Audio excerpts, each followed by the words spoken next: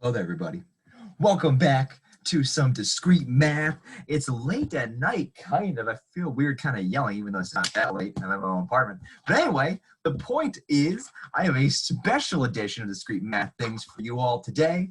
And that is, I felt very rushed in the last example I did today. So I wanted to go back and redo the strong induction example just to give you guys more stuff to work with and more examples. And after this, it's going to be a new clip. I'm going to edit it with the magic of editing. Don't using the same word twice. But the point is, magic editing, I'm going to edit it, but I'm going to give you guys another example just to look at if you want it over the weekend. We're going to do more examples on Monday, so you don't have to, but it helps with the homework or whatever. Really, you do you. That's the point. I'm empowering you with decisions with choices to make your own decisions. Anyway, I have no one to talk to, so let me just go by myself and talk about this claim that we're trying to prove, and that is, see, if someone was here, they'd tell me, wait, Balbo, we can't see the camera, but luckily I got it. So let's see here. Mine like a mouse trap. So the claim that we're trying to prove at the end of class today is this claim right here. The claim is, that's better, claim. Actually, we're going to be the claim we need to talk about. It's a claim about a sequence. And the sequence goes like this. The sequence says that A0 equals 1, A1 equals 2, and then AI equals AI minus 1 plus AI minus 2 for all I greater than or equal to 2. So this is a recursive definition of a sequence. The first two, we just kind of need some givens. These are initial conditions. A0 equals 1, A1 equals 2. And then after that, we can calculate A3, A4, A5, A6, all of these just using this recursive relation right here, plugging the numbers in. And we'll do that in a second. But before that, let's talk about what we're saying about this sequence. Now, the claim that I am so audaciously, but also bodaciously making about this statement is that, for all n in the set of integers that are greater than or equal to 0, so for all integers greater than or equal to 0, an and n have opposite parity. Now, what does that mean? Looks like parity, but it's not. Have opposite parity. What do I mean by opposite parity? Parity is a number's evenness. Evenness. And so there's two options when it comes to evenness. You have the even or really not even, right? And then you're odd. And so saying A and N have opposite parity, this means that one's even and one is odd. That's what this means.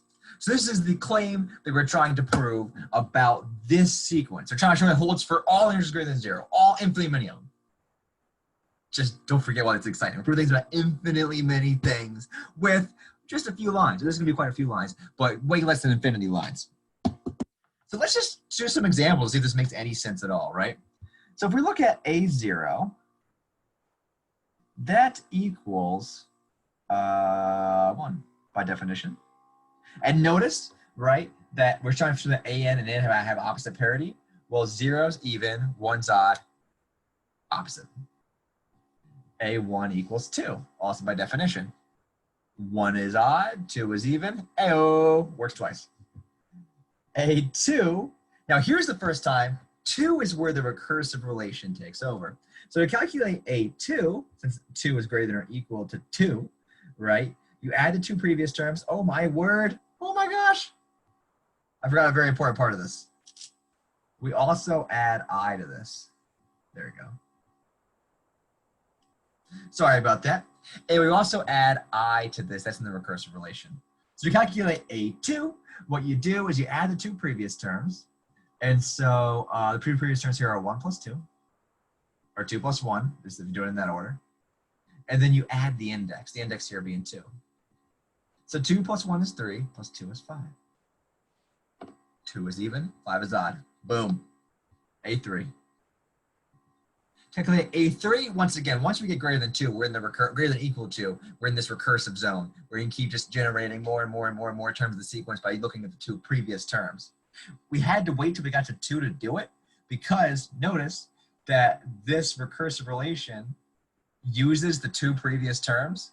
So we needed to get at least to 2 in the sequence before we had 2 previous terms to use, right? Like if I didn't define an A0 here, if I just had an A1, well, what would AI minus 2 be, right? So we needed 2 previous terms, just initial conditions just defined, so this made any sense.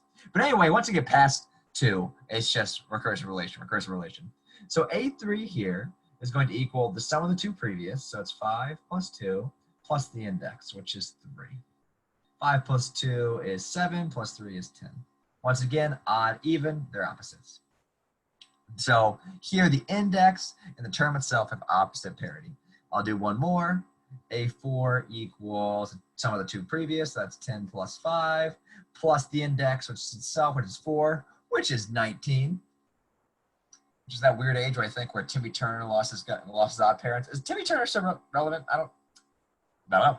Anyway, the point is it's relevant to me. That's what matters. So, yes, these are how you calculate these things. Notice for the first 5 we try here, our claim is true. A and N have opposite parity. However, as you saw with the Merson prime, the 2 and the minus 1 thing, you did that one homework. Just something working for the first 5 does not mean it always works, right? So we need to somehow prove this always works. Let's start to think about why this works. So I'm going to title this section why.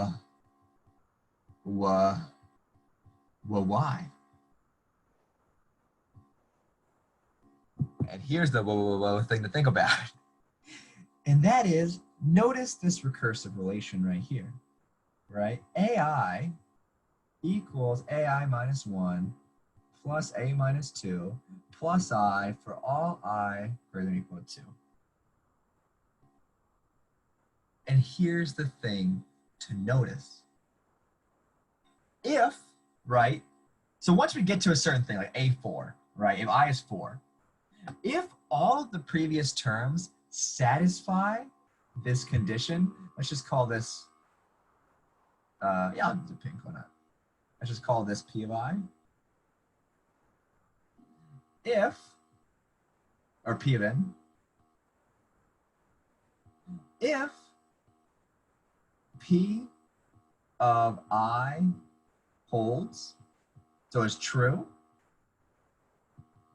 for all, or I'll say maybe P of K holds for all K less than I. So in particular holds for AI minus 1 and A minus I minus 2. Then AI minus 1 has opposite parity to I minus 1, and AI minus 2 has opposite parity to I minus 2. Oh, what's happening? I hope that just happened. This will fix it, probably. Share screen. There we go. And we're back, yeah. So the point is that I had a point. Yes, the point is that if this P of K holds for everything less than I, then in particular it's going to hold for AI minus 1 and I minus 2, which means the condition holding means that AI minus 1 has opposite parity to I minus 1, and AI minus 2 has opposite parity to I minus 2. But here's the thing to notice. There's a lot of things to notice. I minus 1 and I minus 2 are consecutive integers, meaning one's going to be even, one's going to be odd. Right? There's no 2 evens next to each other and no 2 odds next to each other. So I'll say since I minus 1 and I minus 2 consecutive, 1 is even,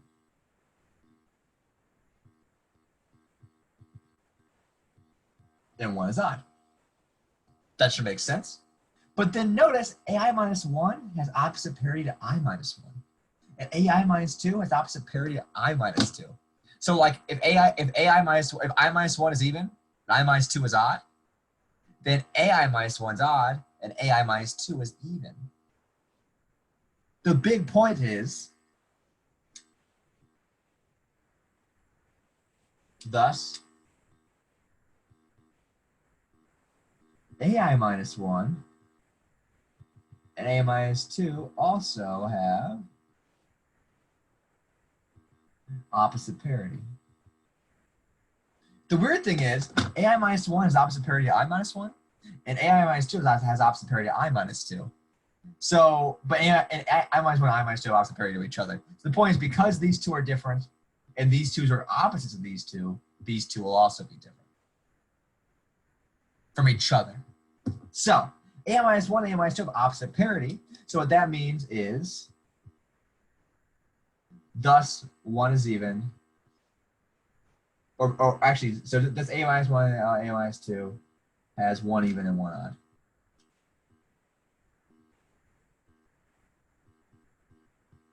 And so an even plus an odd, remember, is always going to be, let me prove this, odd. So AI minus 1 plus AI minus 2 is odd. So let's consider this recursive relation, right? AI equals AI minus 1 plus AI minus 2 plus I. Notice we just showed this will always be odd.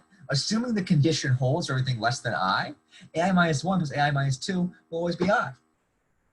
Because it's always going to be odds to each other, so it's always odd.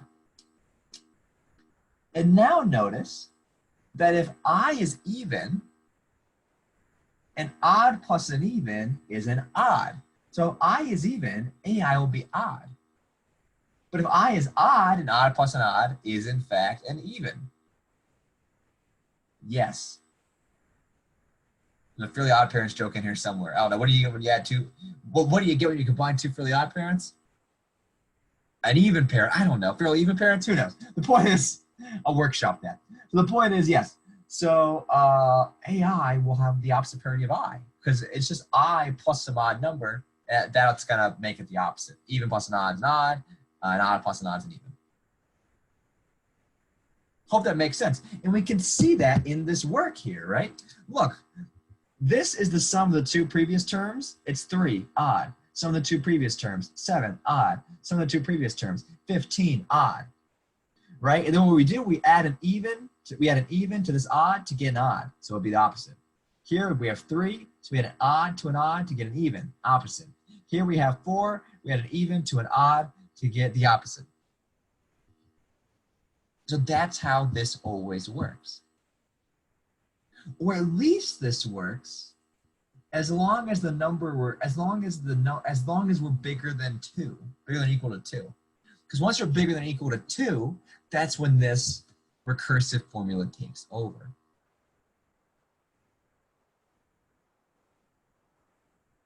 Okay, so let's get into the proof.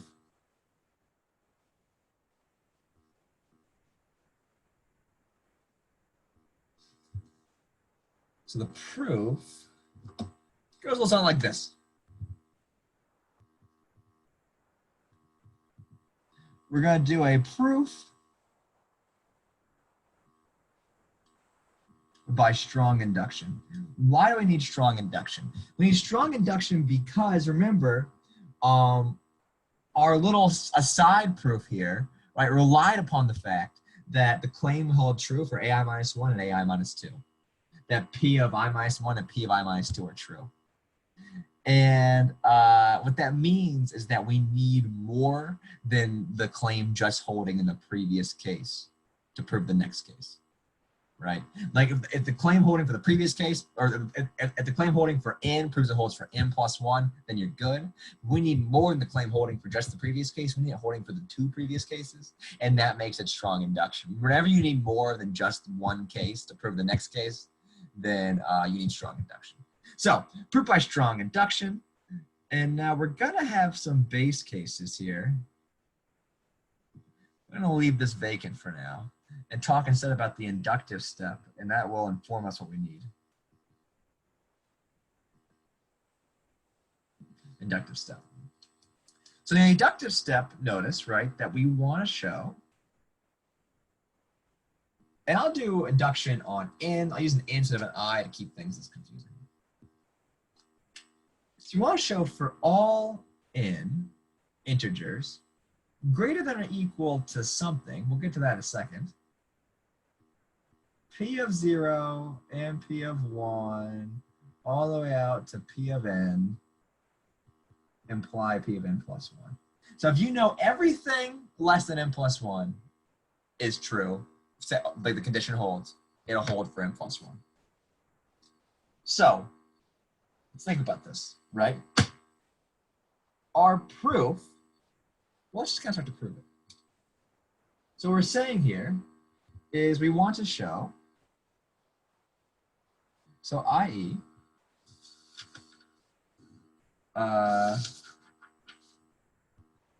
for all n greater than or equal to this mystery number, if p of k holds for all 0 less than or equal to k less than or equal to I, or sorry, n, right? These are all the numbers less than n plus 1 that are in our sequence, right? Because we start at a0. Then p of n plus 1 holds. Right? Which is kind of the same thing I just wrote. Let's actually write that a little more out. So p of k holding means if ak and k have opposite parity for all 0 less than or equal to k less than or equal to n, then an plus 1 and n plus 1 have opposite, am I going off the screen? Oh, I can fit that in, a skinny parity. So if ak and k have opposite parity for all 0 is equal to k for everything less than n plus 1, then an plus 1 and an will have opposite parity. Then the condition will hold for n plus 1. All right, so remember, how did we do this again? In our little aside? Well, our big idea was that, hey, we can write an plus 1 as, based on our recursive relation here, an minus 1, I'm sorry, as the two previous terms. So the two things before n plus 1 are n and n minus 1, right? So we prove for an and an minus 1 plus the index, which is n plus 1. So the point, by this recursive relation, we can write this like this. And then by our assumption, we know that the claim holds for this and this, so they're going to be opposite, so they're going to be odd, and odd added to this is going to be the opposite where that is, and we're good. That's the idea. But wait a minute. Is this always true?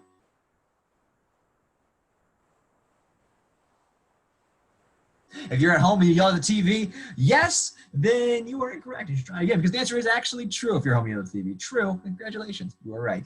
This is because, right, it only holds when I is greater than or equal to 2.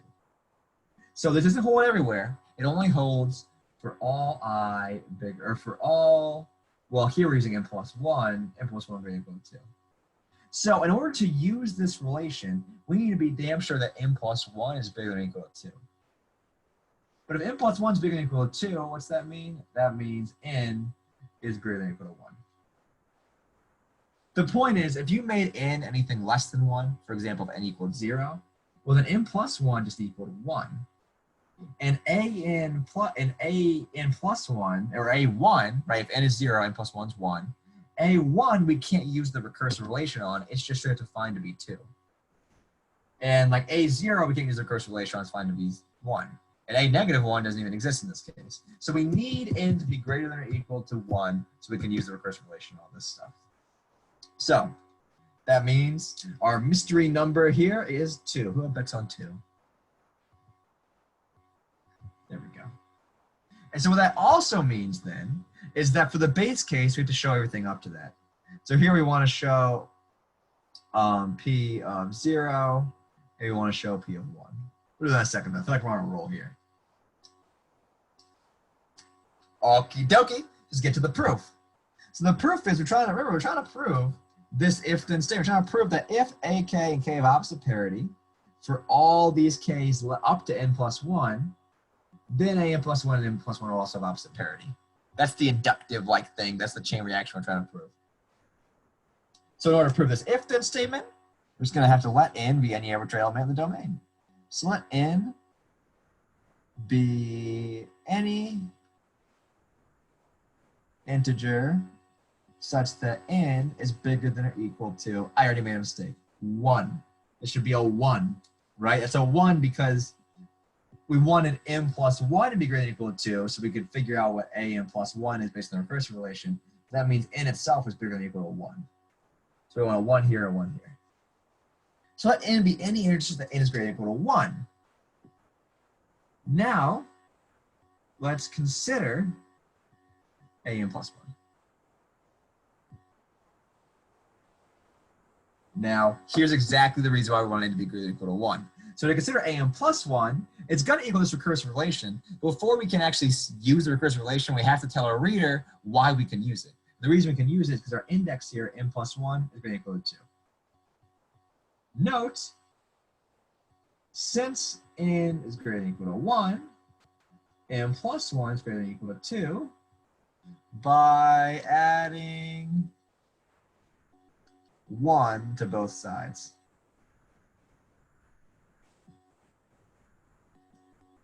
Thus, a n plus 1 equals the two previous, a n plus 1 minus 1 plus a n plus 1 minus 2 plus the index plus 1 by our recursive relation.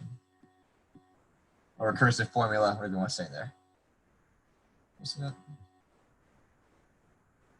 So because n is greater than or equal to 1, then we can use this formula.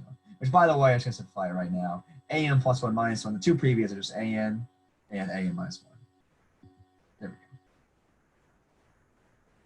go. All right. And now here's the thing we were talking about. Where now, here's the actual proof where we want to show that a n and a n minus 1 are opposites to each other in parity.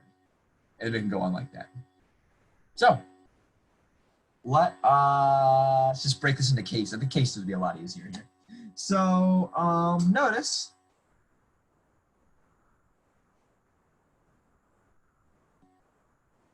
or I'll say note, n plus 1 is either even or odd. The reason I do that is to, that's just kind of like the lead in to saying I'm about to do division into cases. So case 1. So the first case is checking when n plus 1 is even. Assume n plus 1 is even. That should make sense, right? So assume n plus 1 is even. Now, now the question is, what's a n, what's a n minus 1, what's everything? So in the case where n plus 1 is even, n will be what? N will be odd, and n minus 1 will be even. But since n is odd, oh my gosh, I forgot the assumption. The assumption's the whole important part. All right. You have to put it, so I'm just going to erase. It's going to be fine. We need an assumption right here, right? We haven't made the inductive assumption. We want to assume that when this happens, or like we're trying to prove that when this happens, this happens. And so in order to prove that, right, we need to assume this happens and show this happens. Assume a, k, and k have opposite parity for all 0 less than equal k less than equal n, and then prove that happens. Gosh. So assume that a, k, and k have opposite parities for all integers k such that 0 is less than equal to k less than equal to n. This is the inductive assumption. This is what we need. We need to show that assuming this happens, then we know the claim will also hold for the next one. We know that an plus 1 and n plus 1 are also parity. All right. So then what I said then is note that since n is greater or equal to n1, n plus 1 is greater or equal to 2, thus by our recursive relation, an plus 1 equals an plus an minus 1 plus n plus 1. All right, our recursive relation says it's the two previous plus the index. All right, there we go. So then I'll say note n plus 1 is either even or odd.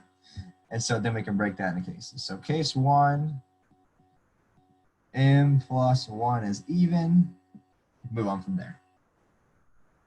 So in the case where n plus 1 is even, let's see what happens, right? We're trying to show that a and a minus 1. We need to show that those added together will be odd. And the question is, do we know anything about a and a minus 1? Well, here's the thing we can note. So first,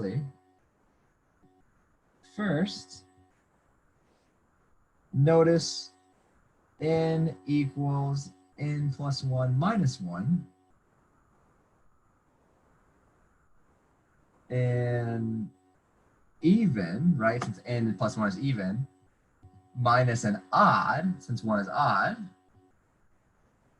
So n is odd. If n plus 1 is even, then n will be odd. That makes sense, right? And the reason is because you're taking an even, subtracting an odd. Further, n minus 1 equals n plus 1 minus 2, and even with n plus 1 minus an even and 2. So is even. That should make sense, right? The fact that if n plus 1 is even, the one before it will be odd, and the one 2 before it will also be even. So we know that n is odd and n minus 1 is even. Now, here's the key, right? The whole key is to use the inductive step. We want to use the claim holding for 0, 1, all the way out to n. We'll prove it works for n plus 1. And so to prove that these boys here add to odd, right, we're going to need to know something about a and a minus 1. And here's the key.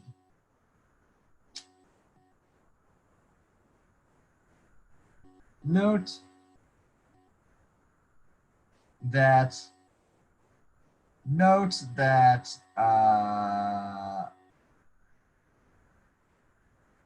since n is greater than or equal to 1, is greater than or equal to 0, 0 is less than or equal to n, less than or equal to n. Obviously, right? Because 0 is bigger than 1, and n is less than or equal to itself. Because 0 is less than or equal to n, because n is between 0 and n, by our assumption right here, by this assumption, right, we know that for everything that's between 0 and n, that an and that ak and ak have opposite parity. Thus, an and n have opposite parity. So since n we just showed as even is odd, an plus 1 is even. And we can do a very similar thing looking at n minus 1. I don't know why I'm using different colors, but I am. I'll say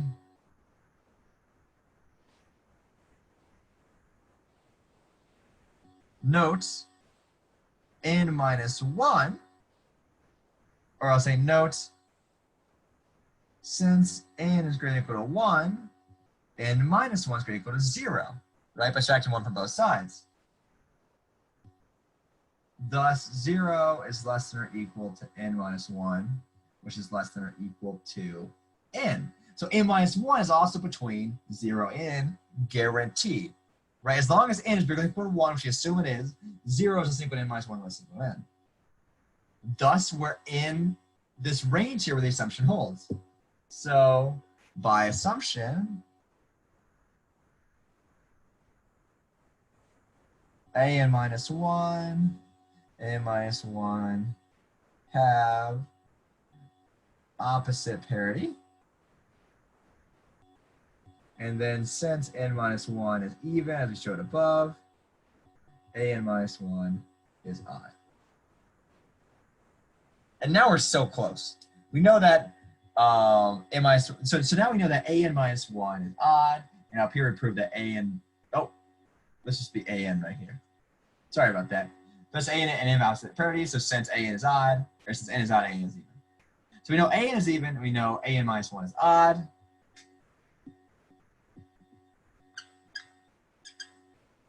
Thus, I can use a better marker here.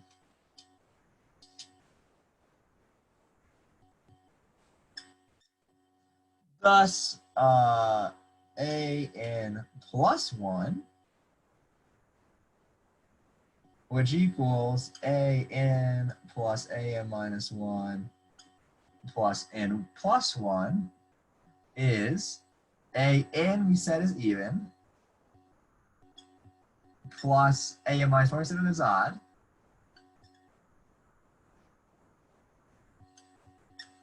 plus n plus 1 we showed is even, or we assumed is even. And then we know an even plus an odd, right, is an odd, but then plus another even will be an odd. Does that make sense? An even plus an odd is an odd, plus an even is another odd. So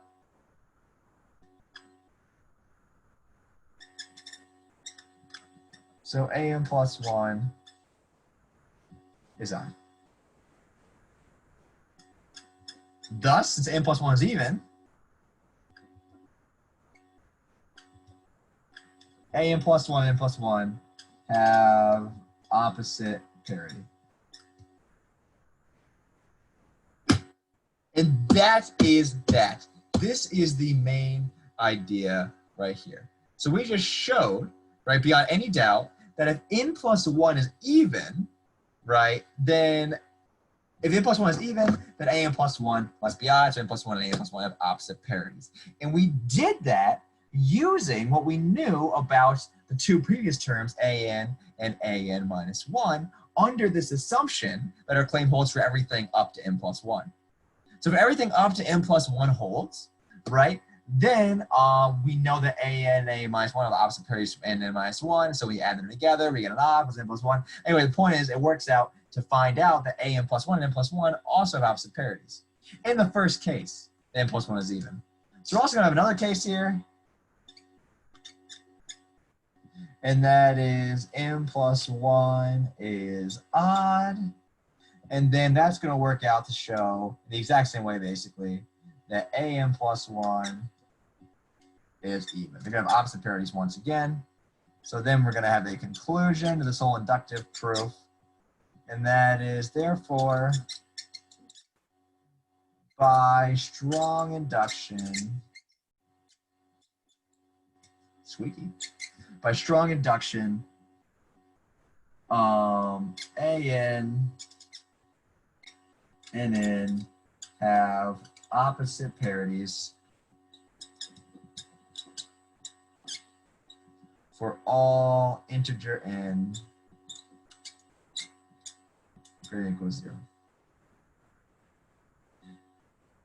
So because it holds in the base case, right, and then because after the base case, once n is greater than or equal to 1, we showed if everything holds up to 1, it'll hold for n plus 1, or everything holds up to n, it'll hold for n plus 1. That's the domino effect. That's the recursion. That's the chain reaction that lead for it to be true for n plus 1, n plus 2, n plus 3, on and on and on and on.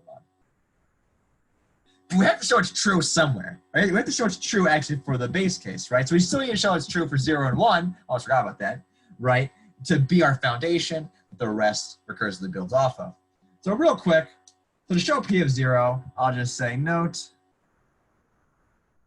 0 is even, and A0 equals 1 is odd. And then I'll say note 1 is odd, and A1 equals 2 is even. So A0, so the claim holds for 0 and 1, A0 and 0, and A1 and 1 have opposite parities, right? And then we know that once we're bigger than or equal to 1, right, to calculate n plus 1, we can use the recursive relation, and then it all works out. So that's the proof. I will put online, you guys see that? I will put online a full solution where case 2 is included if you want to see it. But other than that, I've taken up too much of your time already. So I'm going to call it a day. See you guys later.